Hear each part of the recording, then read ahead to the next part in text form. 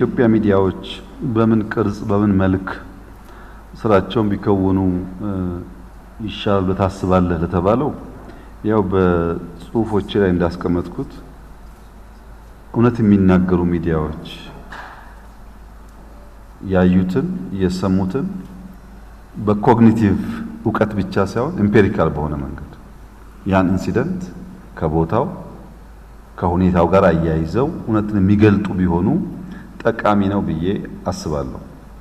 እውነትን መግለጥ ቀላል ነገር አይደለም። ዋጋ የሚያስከፍል ገንዘብ የሚያሳጣ በወዳጅ የሚያስጠላ ብዙ ጉዳዮች ሊተረኩበት ይችላሉ። እነዛን ጀግኖ መፈጸም የሚችል ሚዲያ ቢሆን ይጠቅማል ብዬ አስባለሁ።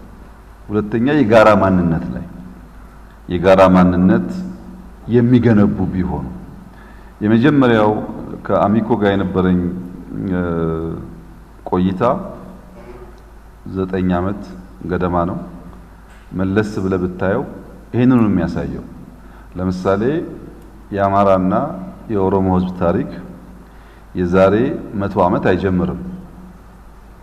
300 400 ዓመት ወደ ኋላ ብትሄድ ጎንደር ላይ ወሎ ላይ የጋራ ታሪክ አላቸው። በጋራ መንግስት መስርተዋል፣ በቋንቋ ተግባብተዋል፣ ተዋልደዋል። ሚዲያዎቻችን ግን ያንን ጉድ አይፈልጉትም። ያ አብሮ የነበሩበትን ጊዜ አይፈልጉትም። በሆነ ጊዜ የተጣሉበትን ጉዳይ ያነሳሉ። ኢንሲደንት ወይም ኬዝ ስተዲ በአካዳሚክስም ይታወቃል። አንድ ኬዝ ላይ ቤዝ አድርጎ ይጠናል።